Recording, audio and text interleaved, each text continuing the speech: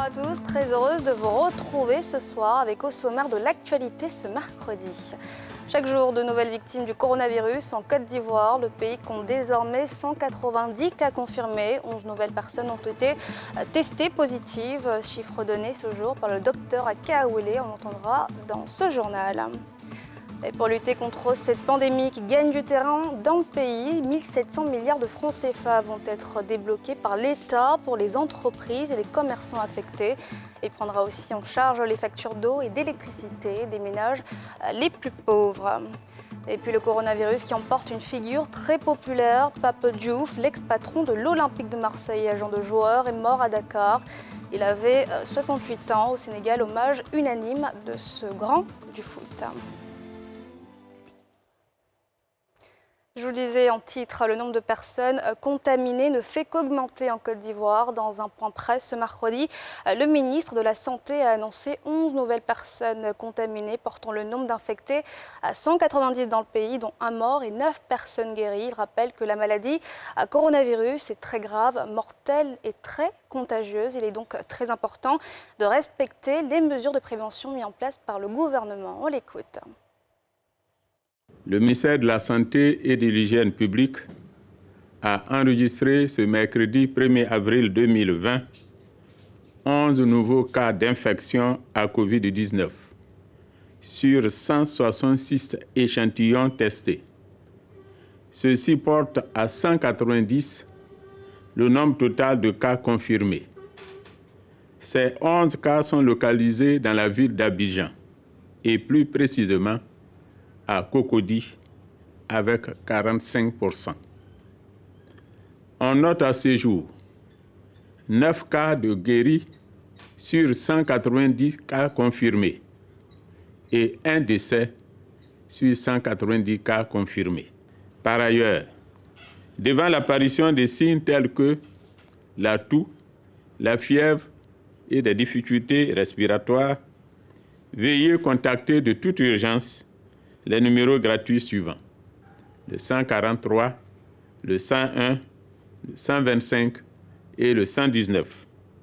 Les équipes d'intervention rapide mises en place se rendront auprès de vous. Le ministère de la Santé et de l'Hygiène publique renouvelle son appel au respect des mesures de prévention individuelles et collectives qui ont pour but de freiner la propagation de la pandémie.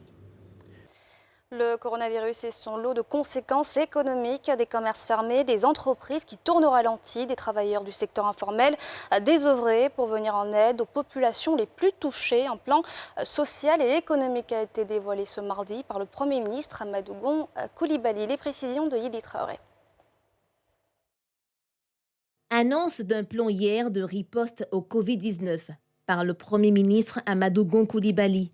Face à un défi de santé publique à l'échelle de la planète, Amadou Gon Coulibaly a présenté une série de mesures de soutien économique, social et humanitaire d'un montant de 1700 milliards de francs CFA, soit environ 5% du PIB. Le plan se décline en 3 principaux axes, à savoir les mesures de soutien aux entreprises, les mesures d'appui à l'économie et les mesures sociales en faveur des populations. Selon Amadou Gon Coulibaly, l'impact de la crise sanitaire liée au Covid-19 est déjà perceptible sur l'économie nationale qui connaît une baisse d'activité.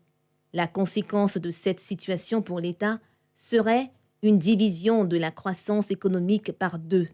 Notre croissance économique, estimée à 7,2% pour l'année 2020, serait réduite de moitié, est estimée aujourd'hui à 3,6% dans l'hypothèse d'une maîtrise de la pandémie à fin juin 2020. Ce plan du gouvernement permettra d'atténuer l'impact de la pandémie sur les populations et les acteurs économiques des secteurs formels et informels. Il permettra également de préparer une reprise rapide des activités à la fin de la pandémie. Le gouvernement est conscient que notre pays vit une période particulièrement difficile. La crise est à la fois sanitaire, sociale et économique. À cet égard, le gouvernement prendra les dispositions ci-après. Suspendre les contrôles fiscaux pour une période de 3 mois. Reporter de 3 mois le paiement des taxes forfaitaires pour les petits commerçants et artisans, différer pour une période de 3 mois le paiement des impôts, taxes et versements assimilés dus à l'État, réduire de 25% la patente transport. Différer pour une période de 3 mois le paiement de l'impôt sur les revenus de capitaux des entreprises du tourisme et de l'hôtellerie au titre des mesures sociales. Le gouvernement entend décaler pour l'ensemble des abonnés les dates limites de paiement des factures d'électricité et d'eau d'avril à juillet 2020 et de mai à août 2020. À cet effet, des facilités de paiement seront proposées pour soulager les populations. Prendre en charge les factures d'électricité et d'eau devraient être payées en avril et mai 2020 des couches défavorisées, c'est-à-dire de ménages abonnés au tarif social d'électricité et des ménages facturés uniquement dans la tranche sociale pour l'eau. Le Premier ministre conclut son propos par un rappel de la nécessité du respect des mesures barrières afin de freiner la propagation du virus, tout en lançant un appel au renforcement de la solidarité nationale et internationale pour accompagner le gouvernement dans la mise en œuvre du plan de riposte contre le Covid-19. Le port autonome d'Abidjan, l'un des plus importants d'Afrique subsaharienne francophone, connaît un ralentissement de ses activités depuis l'annonce des mesures pour lutter contre le Covid-19. S'il continue d'être en activité, l'Institut national d'hygiène publique veille au strict respect des consignes sanitaires. Pierre Dipomélin, Harouna Zeba. Dans ce contexte sanitaire dominé par la pandémie du coronavirus, les bateaux continuent de faire leur entrée au port autonome d'Abidjan, fleuron de l'économie ivoirienne. Les agents de l'INHP, Institut national d'hygiène publique, passent au peigne fin tous les navires et leurs équipages. Et depuis le 25 février, donc, tout navire qui doit rentrer au port d'Abidjan, il reste en mer. On dépêche une équipe de l'INHP au préalable qui va faire et tester tous les membres de l'équipage. Et si l'équipe de l'INHP estime que le navire est sain, que l'équipage est sain, à ce moment-là, les pilotes du port sont habilités à monter et prendre le navire en charge. C'est la pratique de contrôle extérieur avant même que le navire n'arrive au port. Les activités du port sont impactées de plein fouet par le coronavirus. Trop tôt pour évaluer les dégâts. Mais pour son directeur général, l'institution portuaire doit démontrer sa capacité de résilience. Dans ce contexte-là, les ports peuvent être fermés et les ports donc doivent rester ouverts pour accompagner l'économie dans ces périodes difficiles. Parce que dites-vous que cette crise a celui de ceci de particulier qu'elle frappe l'économie réelle. L'économie réelle et bon, vous voyez un peu les conséquences sur le plan social et éventuellement, on espère que ça ne va pas arriver à une crise financière. Les conséquences sont importantes et le fait de pouvoir faire tourner au minimum l'économie quand même permet de sauver une situation et de préparer l'après-Covid. Ce combat contre le Covid, on le gagnera. Ça mettra sûrement du temps, mais on le gagnera. Et après ça, il va falloir quand même vivre. Et vivre, ça suppose que vous avez des moyens de résilience. Et les ports sont des instruments de résilience importants. L'année dernière, le port autonome d'Abidjan avait atteint la barre symbolique de 25 millions de tonnes de marchandises. Les prévisions de cette année ne seront certainement pas atteintes si la crise sanitaire perdure. Après plusieurs investissements consentis par le gouvernement, le port autonome d'Abidjan espère reprendre toute sa place sur les côtes ouest de l'Atlantique. Le parc national du Banco, qui n'accueille pas moins de 25 000 personnes par an, a pour sa part fermé ses portes au public pour faire barrière à la pandémie de coronavirus. Constat fait ce jour par le ministre de l'Environnement et c'est en présence de Pierre Dipomélin. La NDE, Agence nationale de l'environnement, le CIAPOL, Centre ivoirien antipollution, et l'OIPR, l'Office ivoirien des parcs et réserves, visité par le ministre de l'Environnement et du Développement durable. Le lavage des mains des usagers à l'entrée des bureaux et la réduction du personnel par un système de double vacation ont été constatés par le ministre. Des mesures barrières contre la propagation du Covid-19. Dans toutes nos structures où nous sommes passés, ces dispositions ont été prises, à savoir le lavage des mains à l'entrée, le nettoyage avec le gel hydroalcoolique. Tous les agents portent leur masque de protection, Et puis, nous sommes entrés dans les bureaux, dans les services. Nous avons vu qu'il y a eu un réaménagement dans le dispositif, dans les bureaux. La double vacation a été décrétée par chaque structure pour éviter le trop de concentrement des agents dans les services, si bien que la distance d'1 mètre est respectée. Je voudrais donc me réjouir de cela. Le parc national du Banco, qui reçoit plus de 25 000 visiteurs par an, est fermé au public. Cette fermeture ne met pas pour autant son personnel en congé. Les parcs nationaux sont fermés, mais sont fermés pour les visites touristiques.